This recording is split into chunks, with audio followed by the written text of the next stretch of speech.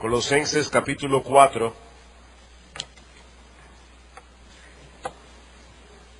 Bien.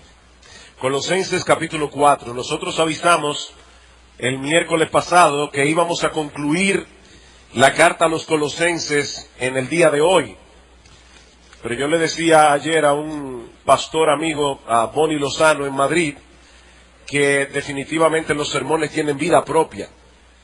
Uno comienza a trabajar con un pasaje y de repente las cosas comienzan a irse por otro lado.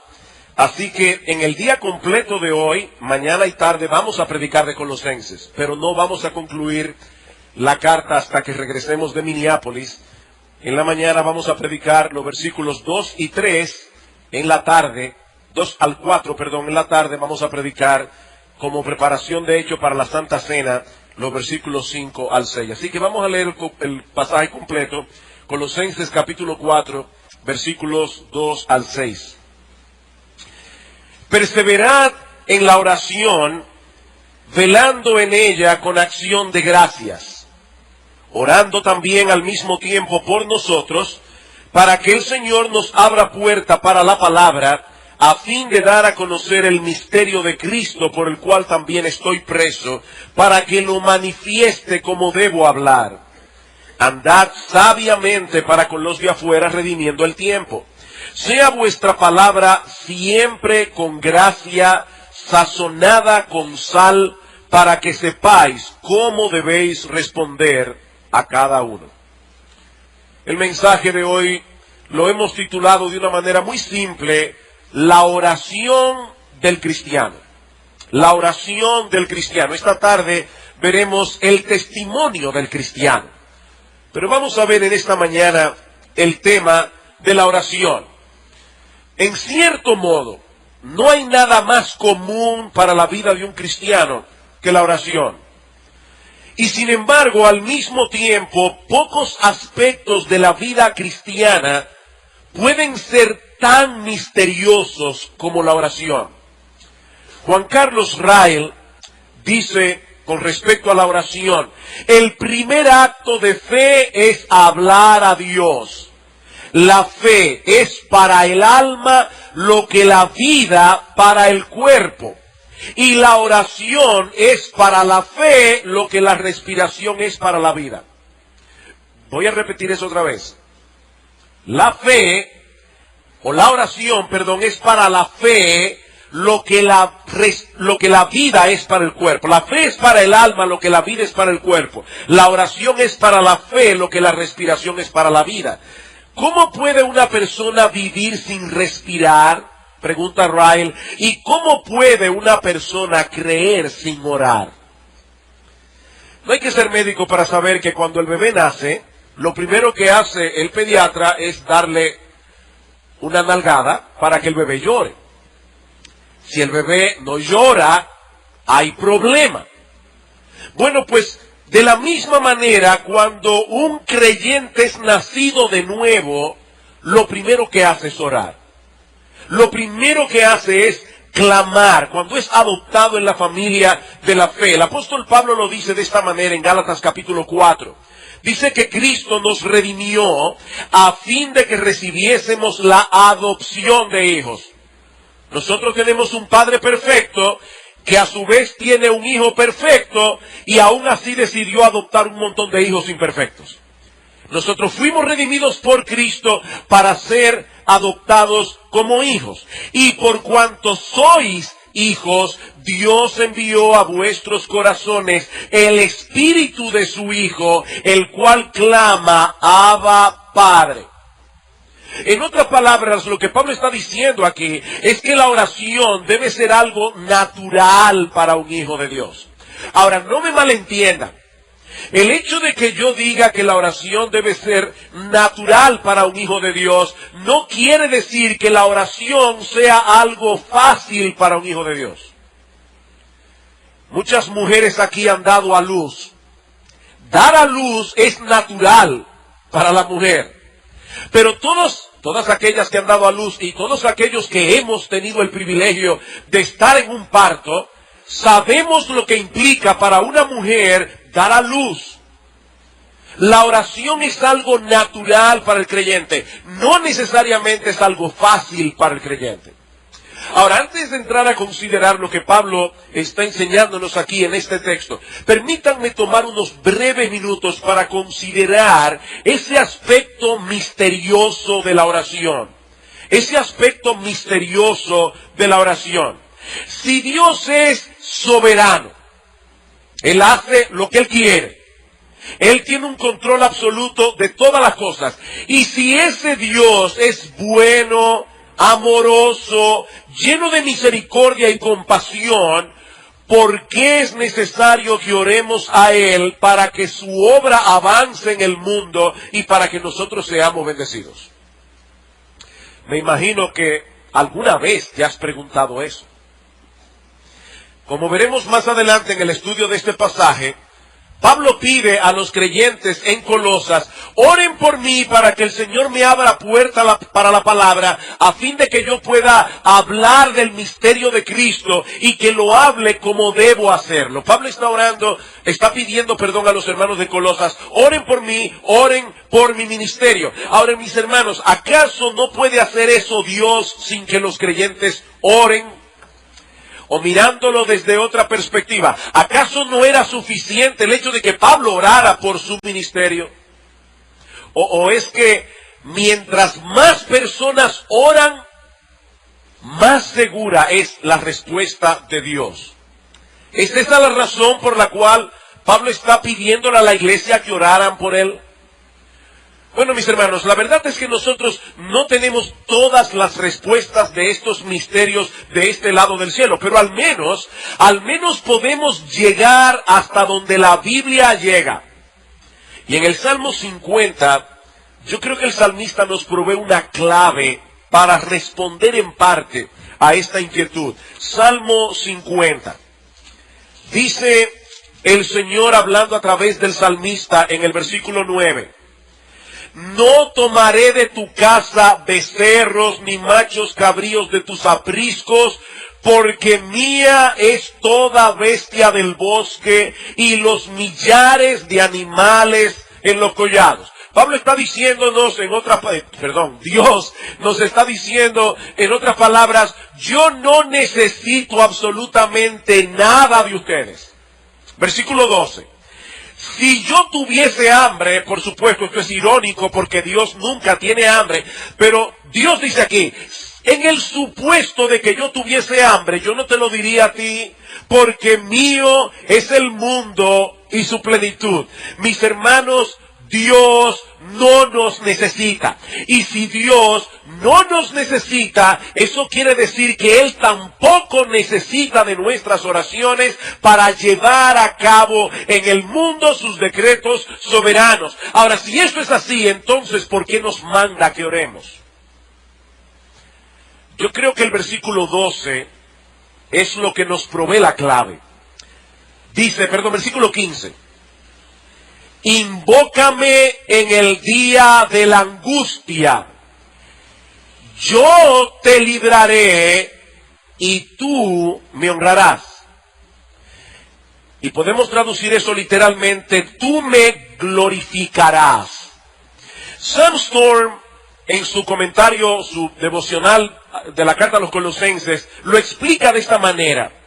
Es como si Dios estuviese diciéndonos: cuando estés en dificultades, cuando tengas necesidades y problemas y obstáculos que vencer, clama a mí y pídeme que intervenga.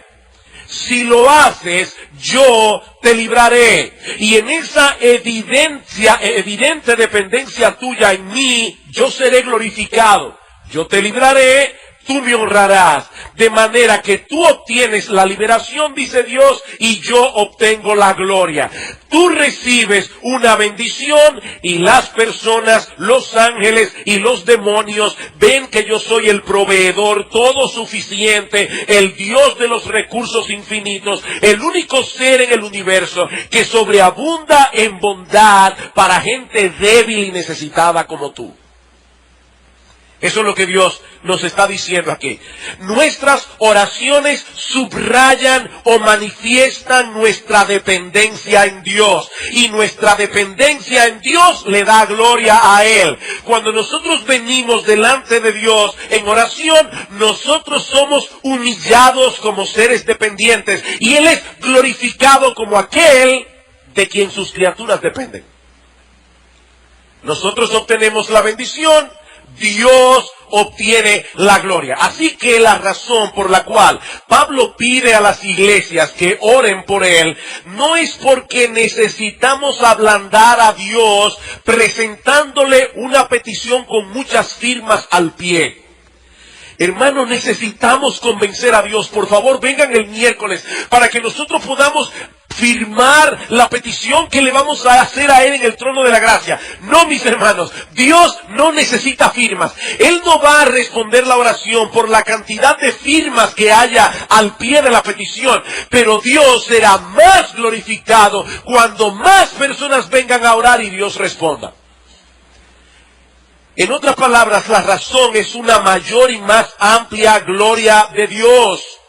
Vayan conmigo a la segunda carta de Pablo a los Corintios. Allí esto se ve todavía más claro. Segunda a los Corintios, capítulo 1, versículo 9. Pablo está relatando aquí una experiencia que él y sus compañeros de misiones tuvieron en Asia Menor. Y dice él, pero tuvimos en nosotros mismos sentencia de muerte para que no confiásemos en nosotros mismos, sino en Dios que resucita a los muertos, el cual nos libró y nos libra y en quien esperamos que aún nos librará de tan grande muerte, cooperando también vosotros a favor nuestro con la oración. Y ahora escuchen la razón, para que por muchas personas sean dadas gracias a favor nuestro, por el don concedido a nosotros por medio de muchos. ¿Qué es lo que Pablo está diciendo aquí? En palabras muy simples, que Dios es más ampliamente glorificado cuando un grupo de sus hijos se acercan a Él en oración para interceder por alguien, de manera que cuando Dios responda a esa oración, ese gran grupo de creyentes que le pidió por esta petición, ahora le va a dar gracias como un solo hombre. Dios es más ampliamente glorificado de ese modo. ¿Ven ustedes, mis hermanos, la enorme importancia que tiene el culto de oración a mitad de la semana? Esto es enormemente importante. Nosotros no estamos recogiendo firmas, como decíamos hace un momento. La razón por la que debemos venir al culto de oración es porque nosotros queremos que nuestro Dios sea más ampliamente glorificado en medio nuestro. Y eso solo será posible en la medida en que todos nos involucremos a elevar nuestras peticiones delante del trono de Dios para que luego nos unamos a darle gracias. Así que a menos que una causa de fuerza mayor te lo impida, mi amado hermano, tu deber es estar aquí el miércoles clamando a Dios para una mayor gloria de Él. Con esto en mente, pasemos ahora a considerar este pasaje de la carta a los Colosenses, donde encontramos básicamente dos cosas, una exhortación general y una petición particular. Veamos en primer lugar la exhortación, Colosenses capítulo 4, versículo 2. Perseverad en la oración, velando en ella con acción de gracias. Es increíble la cantidad de cosas que hay encerrada en estas pocas palabras. Perseverad en la oración.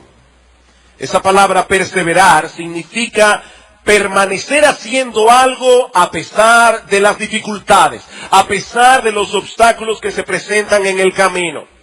Así que el asunto, según Pablo, no es orar en un momento dado, es permanecer orando. Muchas veces nosotros hemos dicho que cuando viene la prueba, cuando viene la dificultad, nosotros creemos en el momento, pero entonces la dificultad se extiende y pasan los días y se convierten en semanas y las semanas se convierten en meses y a veces los meses se convierten en años y entonces la fe nuestra comienza a decaer. Por eso, mis hermanos, lo más importante no es creer en el momento de la prueba, es seguir creyendo. Bueno, pues de la misma manera, no solamente debemos orar en el momento, es seguir orando, aun cuando parece que nuestras oraciones no están haciendo ninguna diferencia. ¿Recuerdan ustedes la parábola del juez injusto en Lucas 18? Dice que Cristo dio esta parábola precisamente para que nosotros nos dediquemos a orar sin desmayar. Y pone el ejemplo de una viuda que viene delante de un juez y le pide que le haga justicia. Y el juez es un hombre malo, es un hombre perverso. A él no le preocupa el caso de la viuda, pero finalmente dice, ¿por qué esta viuda me es molesta? Voy a atender su caso. Y dice Cristo, si esa fue la reacción del juez injusto, ¿cuál no será la reacción de nuestro Padre amante? Ahora hay otra parábola en Lucas, y esa sí yo quiero que ustedes la busquen, en Lucas capítulo 11. Lucas capítulo 11.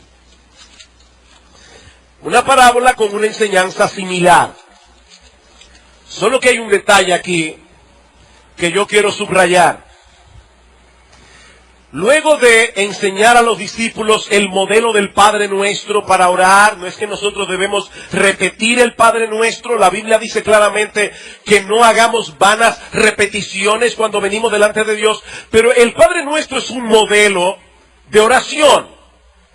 Y entonces el Señor dice en el versículo 5, les dijo también, ¿quién de vosotros que tenga un amigo va a él a medianoche y le dice, amigo, préstame 3 panes, porque un amigo mío ha venido a mí de viaje y no tengo que ponerle delante? Y aquel respondiendo desde dentro le dice, no me molestes, la puerta ya está cerrada y mis niños están conmigo en cama, no puedo levantarme a dártelos. Os digo que aunque no se levante a dárselos por ser su amigo, sin embargo, por su importunidad, se levantará y le dará todo lo que necesite. Y yo os digo, pedid y se os dará, buscad y hallaréis, llamad y se os abrirá. ¿Cuál es el detalle que yo quiero que ustedes noten en este texto?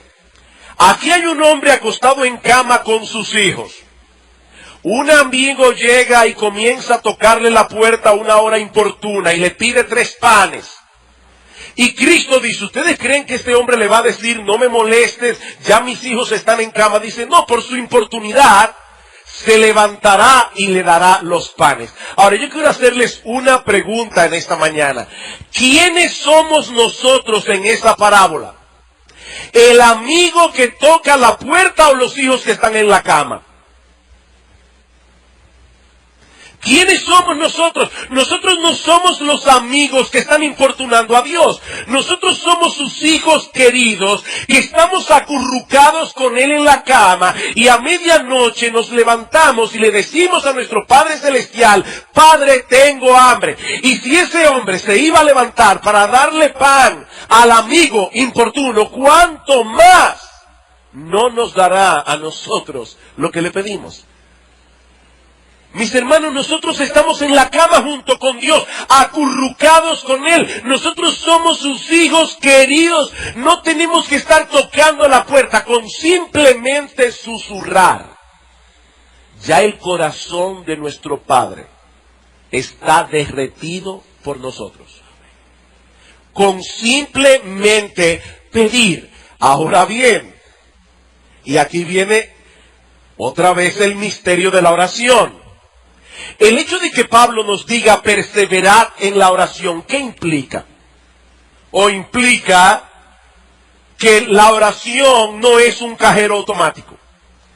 Nosotros no vamos a ir delante de Dios, vamos a introducir la tarjeta ATH, vamos a marcar el código clave y de repente, en el instante, vamos a recibir el dinero que marcamos en la pantalla. No, la oración no funciona así. Hay ocasiones en que Dios responde de manera instantánea. Cuando Pedro estaba en la cárcel en Hechos capítulo 12, Dice Lucas que la iglesia en la casa de Juan Marcos estaba haciendo oración a Dios por él. Y en el mismo instante en que Dios estaba orando en que la iglesia estaba orando a Dios por Pedro, en ese mismo instante Dios estaba liberando a Pedro de la cárcel. Pero lo cierto es, mis amados hermanos, que eso no siempre ocurre así. De ahí la necesidad de perseverar en la oración. La pregunta es, ¿por qué Dios se dilata en ocasiones en responder nuestra oración? Y miren, a veces Dios se dilata mucho tiempo. Mucho tiempo. Años en ocasiones. La pregunta es ¿por qué? Sandstorm, en su devocional de Colosenses, sugiere algunas razones. ¿Por qué Dios se dilata en responder y nosotros tenemos que perseverar en oración? Bueno, en primer lugar, porque nosotros tenemos la tendencia a ser presuntuosos.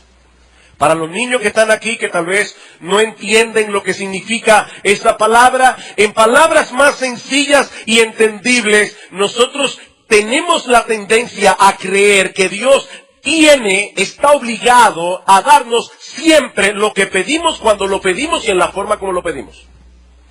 Eso es lo que significa ser presuntuoso. Es como si Dios fuese una especie de mozo celestial que debe estar atento a nuestra orden para actuar de inmediato. Y una de las cosas que Dios usa para corregir esa distorsión en nosotros es dilatar sus respuestas a nuestras oraciones. Esa dilación de Dios nos recuerda que cada vez que Dios responde a una petición, lo hace de pura gracia. Mis hermanos, todas las respuestas de Dios a nuestras peticiones son una manifestación de su bondad y una manifestación de su misericordia. En segundo lugar, el hecho de tener que venir una y otra vez delante del trono de Dios con la misma petición, es algo que Dios usa en nuestras vidas para alimentar nuestra absoluta y total dependencia en Él. Nuestra absoluta y total dependencia en Él. Mis hermanos, constantemente nosotros somos tentados a confiar en nosotros mismos. Somos tentados a confiar en nuestra experiencia. Pensamos de nosotros mismos como si fuésemos autosuficientes. Dice Sandstorm, si Dios respondiera a cada una de nuestras oraciones de manera instantánea, ¿saben qué ocurriría? Gradualmente perderíamos nuestro sentido de urgencia. La mayoría de nosotros perdería pronto de vista el hecho de que Dios es nuestra única fuente de todo bien. Y ahí estamos como la mujer sirofenicia, de la que leyó el pastor Marcos esta mañana. Señor, ten misericordia de mi hija. Y el Señor parece no hacer caso. En el Evangelio de Mateo vemos que los apóstoles le dicen, Señor, hazle caso que ya estamos molestos. Y Cristo dice que no. Alguien decía que mientras el Señor le estaba diciendo que no, su espíritu estaba obrando en esta mujer para que siguiera pidiendo. Y al final Dios honró su fe. Esta mujer sabía que ella no tenía otro lugar a donde acudir que no fuera Cristo. En tercer lugar, la oración persistente nos pone en el estado de ánimo y de espíritu correctos para recibir aquello que Dios desea darnos.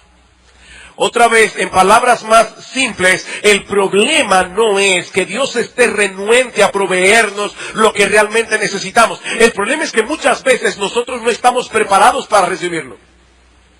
Nosotros no estamos preparados. Padres, déjenme decirles algo, y niños, escuchen esto con atención. Una de las formas más seguras de dañar a un muchacho es darle todo lo que quiere cuando lo quiere. Así que niños, cuando ustedes quieren algo y sus padres no se lo dan en el instante, eso no quiere decir que sus padres no lo aman. Porque Dios hace eso con sus hijos. Dios no nos da todo lo que le pedimos en el momento en que lo pedimos. Y Él es un Padre amante, Él es un Padre sabio. Y por eso en ocasiones dilata sus respuestas, simplemente por el hecho de que nosotros no estamos preparados todavía para recibir lo que estamos pidiendo. Otro texto interesante con respecto a la oración es Mateo capítulo 7, en el versículo 11. Dice el Señor, pedid y se os dará, 7 al 11, pedid y se os dará, buscad y hallaréis, llamad y se os abrirá. Porque ¿qué padre hay de vosotros que si su hijo le pide pan le dará una piedra? O si su hijo le pide pescado le dará una serpiente. Ahora, ¿notaron algo interesante en ese texto? El Señor Jesucristo no nos está diciendo ¿qué es lo que Dios dará cuando nosotros le pidamos? Lo que ese texto dice es lo que Dios no nos va a dar. Vean otra vez, dice el Señor. ¿Qué hijo hay que si su hijo le pide pan le dará una piedra? O ninguno, un padre normal no lo hace. Entonces lo que el Señor nos está enseñando aquí no es lo que Dios da, es lo que Él no da. Él no nos va a dar una piedra en lugar de pan. Él no nos va a dar una serpiente en lugar de pescado. Pero a veces le vamos a pedir pescado y Él nos va a dar espinacas. Porque es espinaca lo que necesitamos en ese momento.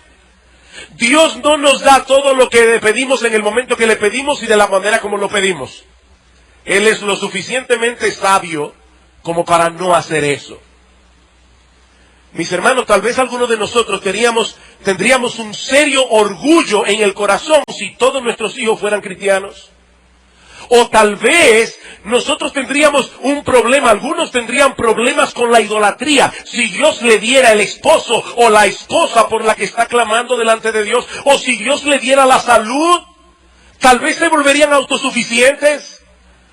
Y debo aclarar que yo no estoy aquí tratando de interpretar la providencia de Dios en el caso de cada cual. Bueno, mira, Dios no te ha dado todavía que tus hijos se conviertan porque tú eres un orgulloso, o Dios no te ha provisto un esposo o una esposa porque tú eres un idólatra. Yo no estoy diciendo eso. Lo que estoy diciendo, mis amados hermanos, es que Dios sabe en qué momento Él nos va a dar lo que Él quiere darnos, y va a ser en el momento preciso. En 2 Corintios capítulo 12, Pablo dice, Señor, quítame este aguijón. ¿Y qué le dice el Señor? No, Pablo, bástate mi gracia, mi poder se perfecciona en la debilidad. Tú necesitas este aguijón en este momento.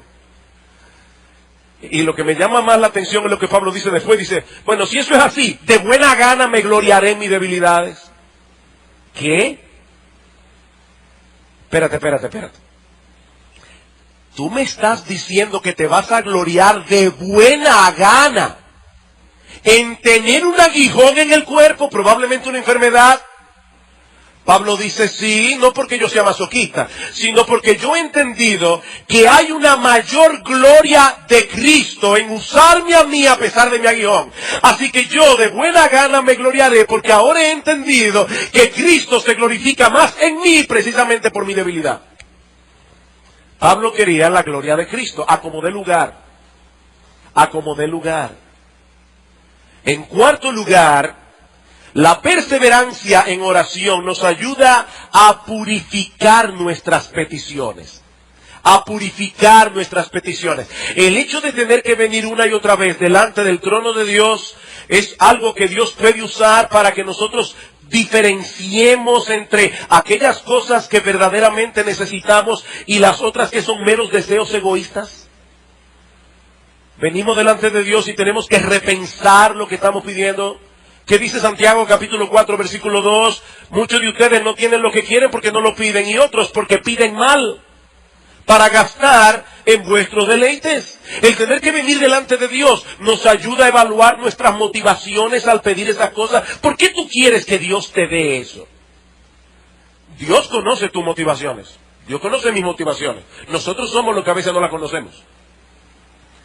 Y Dios obra en ese perseverar para que nosotros podamos purificar, refinar lo que estamos pidiendo delante de Él. En quinto lugar, la perseverancia en oración nos ayuda a cultivar la virtud de la paciencia. La virtud de la paciencia. Mis hermanos, el hecho de que Dios retenga su respuesta es para enseñarnos a esperar pacientemente en Él. Paciente esperé a Jehová, dice el salmista. pacientemente. ¿Saben que algunas personas piensan en la paciencia como una virtud pasiva? ¿Paciencia? No, eso es resignación. No, la paciencia no es una virtud pasiva. Paradójicamente, esperar en Dios es una de las cosas que más esfuerzo requiere. Eso no es pasivo. Aprender a esperar en Él es una de las lecciones más difíciles para un cristiano. Y una de las más vitales. ¿Saben por qué? Porque sin paciencia no hay madurez. Sin paciencia no hay madurez. Los niños tienden a ser impacientes. Yo me acuerdo cuando nosotros vivíamos en San Juan de la Maguana, nos mudamos aquí cuando yo tenía 9, así que viajamos un montón de veces a la capital antes de los 9 años. Y una de las cosas que yo recuerdo perfectamente, yo no recuerdo muchas cosas de mi niñez, pero sí me acuerdo sentado en el carro preguntando 25,000 veces, ¿ya estamos llegando? No, todavía. Y antes la carretera no era como ahora, ¿verdad? La carretera duraba más. Y ya estamos llegando, el muchacho es impaciente. Bueno, de la misma manera hay adultos impacientes. Y un adulto impaciente es un adulto inmaduro. ¿Qué dice Santiago capítulo 1? Hermanos míos, tened por sumo gozo cuando os halléis en diversas pruebas, sabiendo que la prueba de vuestra fe produce paciencia, y la paciencia produce en vosotros un carácter maduro. La paciencia produce madurez. Eso es lo mismo que Pablo enseña en Romanos capítulo 5, versículo 3. Nos gloriamos en las tribulaciones. ¿Por qué? Porque la tribulación produce paciencia y la paciencia produce, lamentablemente Reina Valera dice produce prueba, pero la palabra que se usa allí debe traducirse más bien, produce un carácter probado. La paciencia produce un carácter probado. En sexto lugar, cuando Dios se dilata en responder, no necesariamente nos está diciendo que no. Cuando Dios se dilata en responder, no necesariamente nos está diciendo que no. Tal vez nos está diciendo, espera un poco, hijo mío. Claro, el espera un poco de Dios es muy diferente al espera un poco de nosotros. Espera un poco, hijo mío. Espera el momento más propicio, el momento más oportuno. ¿Saben una cosa, mis amados hermanos? Dios conoce todas las variables. Dios conoce todas las posibilidades. Él sabe, si le doy esto a mi hijo, en este momento va a ocurrir esto, esto y lo otro. Así que cuando Dios responda, va a ser en el mejor momento. Cuando su nombre sea más glorificado y nosotros estemos más preparados para recibir la bendición. Ahora bien, sí, yo he mencionado 6 razones de por qué Dios se dilata en responder. Si ninguna de esas razones te hace sentido y tú todavía sigues perplejo porque Dios está dilatando en responderte, sigue perseverando en oración. Mis hermanos, Dios no nos pide que nosotros descifremos los misterios de su providencia. Lo que Dios nos pide es que obedezcamos. Y Dios dice en ese texto y en muchos otros textos del Nuevo Testamento que nosotros debemos perseverar en oración. Como dice el puritano William Gurnall, Dios no está obligado a responder de inmediato nuestra oración, pero nosotros sí estamos obligados a orar, aunque Él no nos responda. Y yo sé que esto genera una tensión en el creyente entre la persistencia en la oración y descansar con mansedumbre en su voluntad soberana. John MacArthur dice que este conflicto se resuelve mediante la persistencia y la aceptación final de la respuesta de Dios. Señor, yo voy a seguir orando, a seguir orando, a seguir orando. Al final, lo que tú decidas, por mí está bien, pero yo voy a seguir orando. Yo voy a seguir persistiendo. Es por eso que nosotros decimos muchas veces desde este púlpito que la clave de la mansedumbre en la vida cristiana no está simplemente en confiar en la bondad y el poder de Dios, sino también en su sabiduría. Dios es poderoso para sanarte ahora mismo, sí. Dios es poderoso para convertir a tu hijo ahora mismo, sí. Dios es poderoso para darte un compañero o una compañera, sí. 1000 veces, sí. Dios tiene el poder. Pero Él también es sabio. Y Él lo va a hacer en el momento propicio de la manera propicia. No confiemos únicamente en la bondad y el poder de Dios. Confiemos también en su sabiduría. Mientras tanto, nosotros debemos persistir en oración, confiando en que Él hará lo que es mejor en el mejor momento. Ahora, hermanos, todo lo que yo he dicho hasta ahora es solamente para explicar las primeras 3 palabras del versículo. Perseverad en oración. Pero el versículo no termina allí. Vamos a Colosenses capítulo 4, versículo 2. Por eso les decía hace un rato que los sermones tienen vida propia. Yo pensé que iba a darme tiempo para explicar todo el versículo, todo el texto. Pero imagínense ustedes, si ya son las 2 y vamos por las primeras 3 letras, 3 palabras.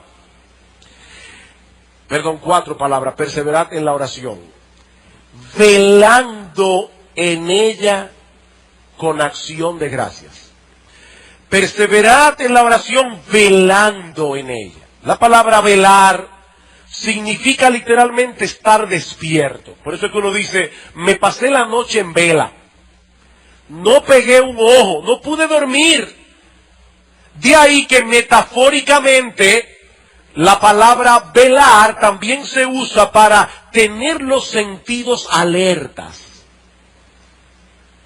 Imagínense, yo no voy a mencionar ningún barrio aquí, porque primero yo no sé cuál es el barrio más peligroso de la capital, y en segundo lugar tal vez hay alguien que vive en ese barrio y se va a ofender. Pero imagínense que usted es policía en el barrio más peligroso de la capital, y tiene que patrullar, también a los ladrones y los delincuentes. Usted tiene que patrullar de 12 de la noche a 5 de la mañana, todos los días. Mire, yo estoy seguro que usted no va a coger una siesta en el carro de policía. Usted va a estar con todos sus sentidos alertas. Bueno, esa es la idea de lo que Pablo está hablando aquí. Oren con todos vuestros sentidos espirituales despiertos, alertas. En Efesios 6:18, Pablo lo dice de esta manera: orando en todo tiempo, con toda oración y súplica en el Espíritu, y velando en ella con toda perseverancia y súplica por todos los santos. Velando en ella con toda perseverancia. ¿Y eso qué significa? William Hendrickson, el comentarista, dice que significa básicamente 4 cosas. Que cuando nosotros venimos a orar, primero debemos estar conscientes de nuestras propias necesidades, así como de las necesidades de la familia carnal, de la iglesia, y del mundo a nuestro alrededor. Yo vengo consciente de mis necesidades y de las necesidades de otros. En segundo lugar, vengo a orar consciente de los peligros que amenazan la comunidad cristiana. Que dice primera de Pedro 5:8, sed sobrios y velad, porque vuestro adversario, el diablo, como león rugiente, anda alrededor buscando a quien devorar. Mira, mi amado hermano, yo no sé en qué barrio de la capital tú vives, pero créeme, el diablo es 1000 veces más peligroso que los más peligrosos delincuentes del barrio más peligroso de la capital. Y él anda alrededor buscando a quien devorar. Nosotros no estamos en un picnic. Nosotros estamos inmersos en una guerra. En tercer lugar, conscientes de las bendiciones recibidas, y eso lo veremos en un momento porque Pablo dice orando con acción de gracias, y finalmente conscientes de la voluntad de Dios, porque nosotros debemos orar conforme a la voluntad de Dios, no pedir lo que Él no ha prometido dar. Una persona que venga a orar consciente de sus necesidades y de las necesidades del otro, consciente de los peligros que amenazan la iglesia cristiana, consciente de las bendiciones que ha recibido de la mano de Dios y consciente de la voluntad de Dios es una persona que nunca le faltarán motivos para orar ni motivación para hacerlo. A veces hay personas que vienen a orar y uno dice, ¿y realmente querrá que Dios le responda? Mira, Señor, tú sabes que a fulano se le está muriendo un hijo de 3 años, que se le está muriendo un hijo de 3 años y tú estás pidiendo por él así. Eso es una persona que no está despierta, está medio dormida. Y a veces, hermano, cuando una gente se para aquí a orar, yo lo he dicho otras veces, lo dije esta semana en el culto de oración, parece que los hermanos que están oyendo la oración se durmieron. Uno oye un amén, amén. No, amén, yo estoy de acuerdo con lo que él está pidiendo, Señor. Yo también estoy despierto, siguiendo la oración de este hermano, porque, Señor, yo quiero que tú respondas. Es de esa manera que nosotros debemos venir a orar. Es con un sentido de urgencia. Hay urgencia. Así que debemos orar con perseverancia, debemos orar con todos nuestros sentidos alertas, pero también debemos orar con acción de gracias, dice Pablo. Y esta es la 5ª vez que Pablo exhorta a estos hermanos de Colosas en esta carta tan breve a dar acción de gracias. En el versículo 12 del capítulo 1 dice, con gozo dando gracias al Padre que nos hizo aptos para participar de la herencia de los santos en luz. Vengan a dar oración con gozo. Versículo 6 del capítulo 2, por tanto de la manera que habéis recibido al Señor Jesucristo, andad en Él, arraigados y sobreedificados en Él y confirmados en la fe, así como habéis sido enseñados, abundando en acciones de gracias. Me fascina como lo dice la Biblia de las Américas, rebosando de gratitud. Capítulo 3, versículo 15. Y la paz de Dios gobierne en vuestros corazones, a la que asimismo fuisteis llamados en un solo cuerpo, y sed agradecidos. Versículo 17. Y todo lo que hacéis, sea de palabra o de hecho, hacedlo todo en el nombre del Señor Jesús, dando gracias a Dios Padre por medio de Él. Capítulo 4, versículo 2. Perseverad en la oración, velando en ella con acción de gracias. 4 capítulos, 5 exhortaciones. Den gracias a Dios. Den gracias a Dios.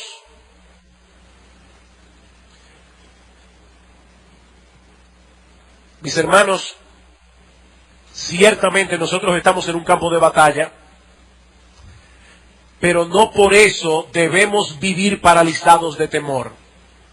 Y ahí hay un contraste aquí. Vengan con vuestros sentidos espirituales alertas, pero vengan también con acciones de gracia. ¿Saben por qué? Porque ya nosotros hemos recibido un montón de bendiciones de la mano de Dios y estamos del lado del vencedor. Mira, mi hermano, yo no sé cuáles son las dificultades con las que tú viniste a la iglesia hoy en la mañana.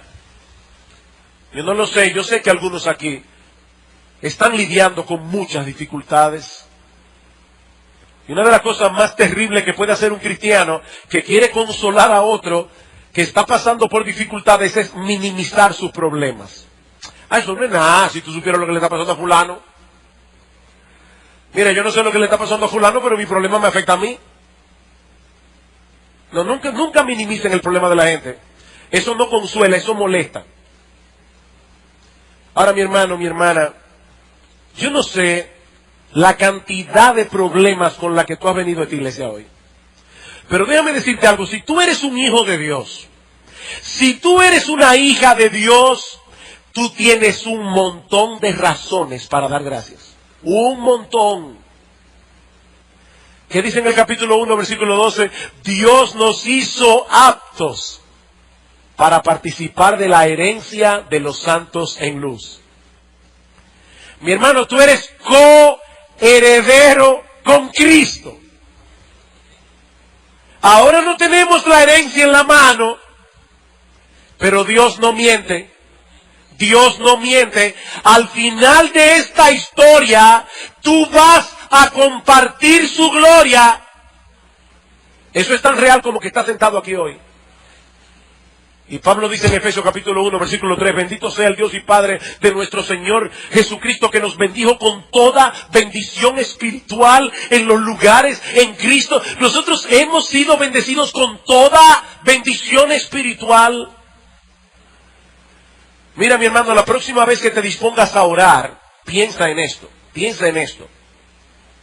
Si tú eres creyente, el único Dios vivo y verdadero, creador de los cielos y de la tierra, nos amó con un amor tan grande que entregó lo más preciado que Él tenía, su propio Hijo, para poder adoptarnos como sus hijos.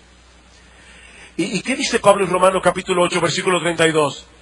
Si Dios no escatimonia a su propio Hijo, sino que lo entregó por nosotros, ¿cómo no nos dará juntamente con Él todas las cosas? Todas las cosas son las mismas todas las cosas del versículo 28. A los que aman a Dios, todas las cosas les ayudan a bien. Eso no significa, como dice John Piper, todo lo que mi corazón engañoso desea. Eso significa todas las cosas que van a cumplir el propósito por el cual Dios nos escogió. Y ese propósito es hacernos conforme a la imagen de su Hijo. Miren, mis hermanos, nosotros estamos muy acostumbrados a escuchar esta frase: Dios escucha la oración de sus hijos. Óyelo otra vez. Dios escucha la oración de sus hijos. O sea, Dios está en su trono gobernando el universo entero. Él es Rey de reyes y Señor de señores. Todas las estrellas, todas las galaxias están en sus manos. Él está atento a todo lo que Él ha creado. Y ¿sabes qué, mi amado hermano? Él nunca está demasiado ocupado para ti. Esa frase se dice rápido. Dios escucha las oraciones de sus hijos. No es para decir, wow, Dios escucha las oraciones de sus hijos. Como dice el salmista en el Salmo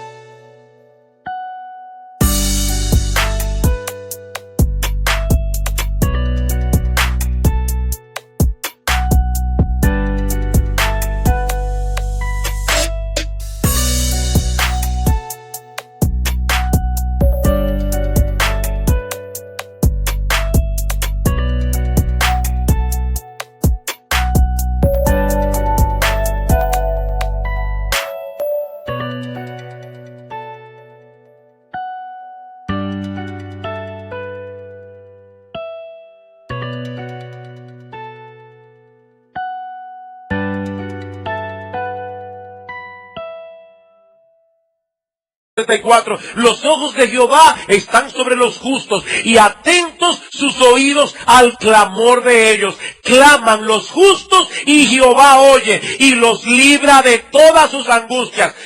¿Quieres algo más? Él no solamente nos oye, es que Él tiene la capacidad, el poder y la sabiduría para darnos más abundantemente de lo que pedimos o entendemos, como dice Pablo en Efesios capítulo 3, versículo 20.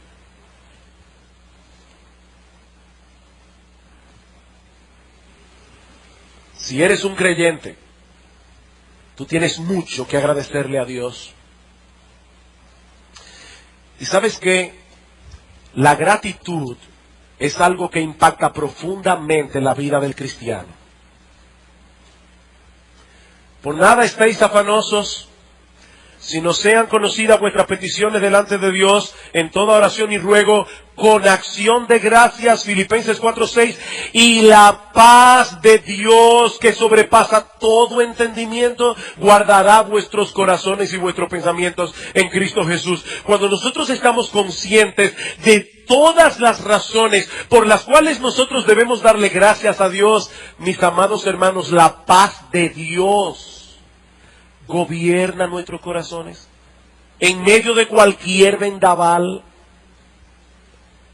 ¿Cómo debemos orar?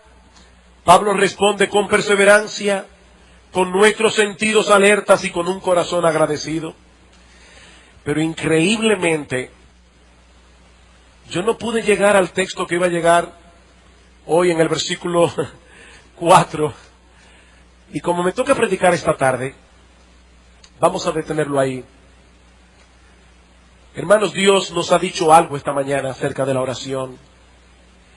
Dios nos ha dicho algo en esta mañana acerca de la importancia de orar. Mis hermanos, la oración no es un placebo. ¿Saben lo que es un placebo, verdad? Es una sustancia que no tiene ningún poder curativo. Pero la gente se lo toma y psicológicamente se siente mejor. Y no hizo nada porque eso no tiene ningún poder curativo. No, la oración no es un placebo. Mis hermanos, Dios amarró todas las cosas para que su obra se llevara a cabo a través de la oración de su pueblo. De esa manera, nosotros somos beneficiados al participar junto con Él del desarrollo de sus planes, y Dios es más ampliamente glorificado a través de las oraciones de su pueblo.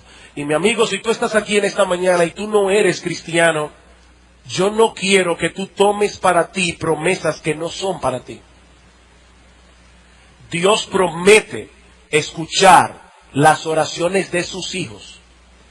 Dios promete escuchar las oraciones de aquellos que han visto su miseria, que han visto su dependencia absoluta y total de Dios, no solamente para ser salvos, sino también para poder vivir la vida cristiana. ¿Sabes, mi amigo, lo que es un cristiano? Es una persona que no tiene la menor confianza en sí mismo para llegar algún día al cielo delante del trono de Dios. Es una persona que ha visto su pecado, es una persona que ha visto su miseria, que viene delante de Dios diciendo: Señor, yo no tengo nada que ofrecerte, pero vengo confiado únicamente en la obra que Cristo llevó a cabo en la cruz del Calvario, en la sangre que Él derramó en esa cruz para limpiar mis pecados. Es en ti, Señor, y es en tu Cristo en que yo confío. Entonces, y solo entonces, Dios comenzará a tratarte como un hijo.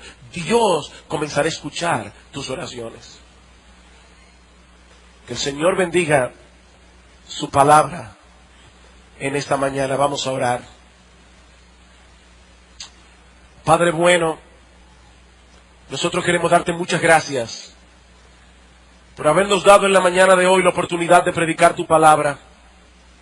Oh Señor, bendice tu palabra en el corazón y la mente de nuestros hermanos. Bendice tu palabra, Señor, en el corazón y la mente de aquellos que todavía no son tus hijos. Oh Padre, te rogamos, te suplicamos que tú hagas una obra poderosa y que tú llames, oh Señor, en esta misma mañana, que tú llames a algunos al arrepentimiento y a la fe. Señor, gracias. Gracias por ser un Dios vivo, por ser un Dios poderoso, por ser un Dios bueno, amante y sabio. y por ser nuestro Padre a través de Cristo. Gracias por escuchar nuestras oraciones. Alabamos y bendecimos tu nombre en Cristo nuestro Salvador. Amén.